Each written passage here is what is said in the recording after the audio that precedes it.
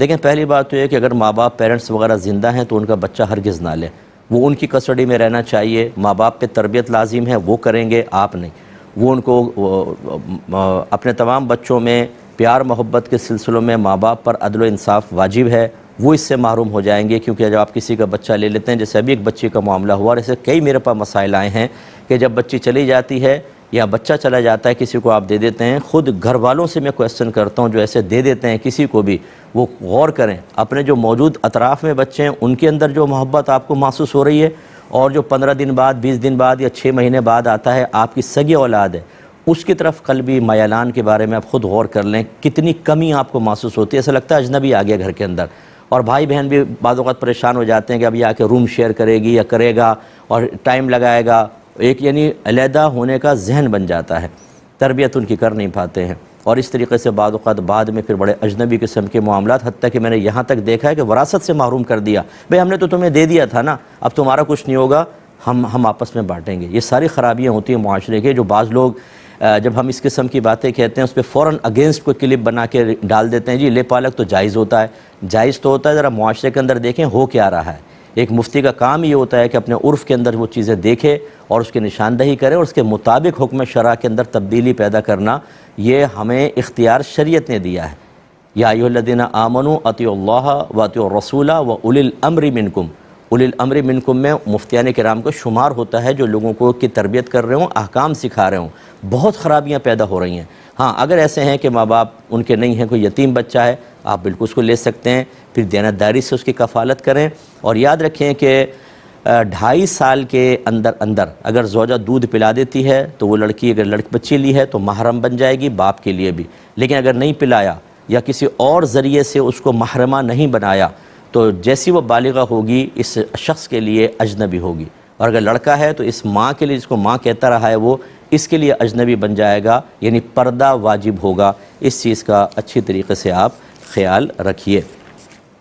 ایک یہ کویسچن کیا تھا کہ اگر کسی کے اولاد نہ ہو رہی ہو اور مستقبل میں بھی کوئی چانس نہ ہو تو ایسے لوگ کیا کریں؟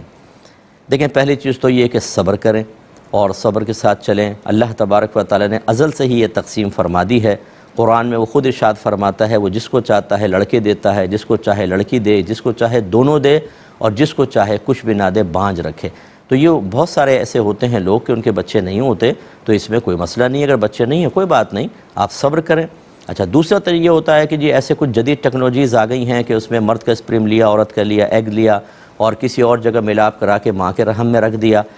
تو یہ اصل میں اس کے لیے ستر کھولنا ہوتا ہے، اور ایک مرد یا ایک عورت بغیر وجہ شرعی کے کسی کے سامنے ستر نہیں کھول سکتے ہیں، یہ یاد رکھیں۔ اور یہ جو ہے یہ اس طرح کے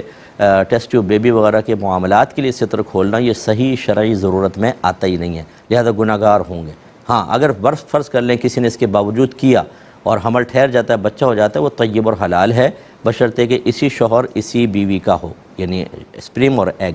بعض یہ پوچھتے ہیں کہ بیوی کے ایگز بالکل نہیں ہے، کسی اور عورت کا ایگ لے کے شوہر کے اسپرم ملا کر اس عورت کے رحم میں رکھ دیا جائے، بالکل جائز نہیں ہے۔ اسی وجہ سے تو زنا حرام قرار دیا گیا تھا کہ نسب مشتبہ ہوگا اور جزیت اور بادیت کے غلط تعلق قائم ہوں گے۔ اسی طریقے سے ایگز اس عورت کے ہوں اور اسپرم کسی غیر مرد کا لے لیا جائے، بالکل شرعاً جائز نہیں۔ اسی طریقے سے ان دونوں کا اسپرم اور ایگ ہے، لیکن تھرڈ کسی پارٹی کوئی اور عورت کے اس کا رحم کمزور ہے، وہ کنسیو نہیں کر سکتا، اس میں مطلب حمل باقاعدہ ٹھہر نہیں سکتا، تو اجنبی عورت کے رحم میں ڈلوا دیا، یہ بھی شرعاً جائز نہیں ہے، یاد رکھیں۔ اسی سے خرابیاں پیدا ہوں گی، انصاب مشتبہ ہوں گے، شریعت اس کو بالکل لائک نہیں کرتی ہے، تو اچھی طریقے سے سوچ سمجھ کر پھر اس کے بارے میں فیصلہ کرنا چاہیے۔ اور اگر آپ صبر کریں گے اللہ تعالیٰ آپ کو جنت میں اگر داخلہ عطا فرمائے گا، وہاں اولاد بھی ہوگی، بعض روایات کے مطابق آپ کثیر بچے پیدا کر لیجیے گا، کوئی مسئلہ نہیں ہے۔ ہر ایک کو دنیا میں ہر چیز مرضی کے مطابق مل جائے یہ ضروری نہیں ہے، لیکن مجھے ایسے لوگ ملتے ہیں جو بیچارے خود صبر کرنے کے لیے تیار ہوتے ہیں، لیکن اللہ تعالیٰ رحم فرمائے ہماری ان بہنوں کے اوپر کہ یہ آ کر ٹونٹنگ کر کر کے گھر کے ماحول خراب کرتی ہیں، ابھی تک بچہ نہیں ہوا، کوئی خوشخبری نہیں ہے، اور بھائی پتہ نہیں کیا اس میں خرابی ہے، یہ کہہ کے نکل جائیں گے، بار بار احساس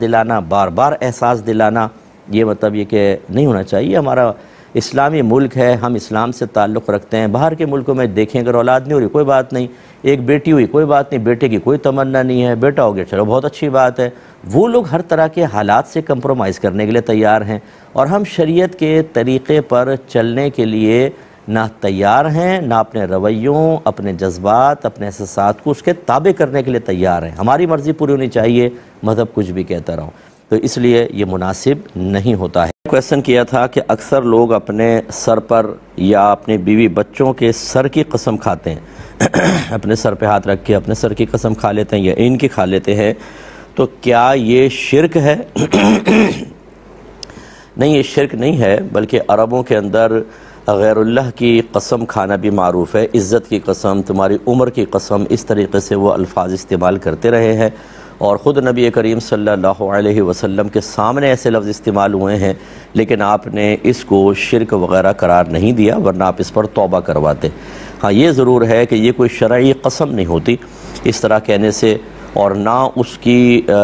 کی پیروی کرنا، یعنی اس کا خیال کرنا، اور جس قسم کھا کے جس کام سے رکنے کا کہا اس کام سے رکنا کوئی واجب ہوتا ہے، یعنی اس کے تقاضے پورا کرنا کوئی واجب نہیں ہوتا، اور اگر آپ نے اس کے خلاف کر بھی دیا تو کوئی کفارہ وغیرہ لازم نہیں ہوگا۔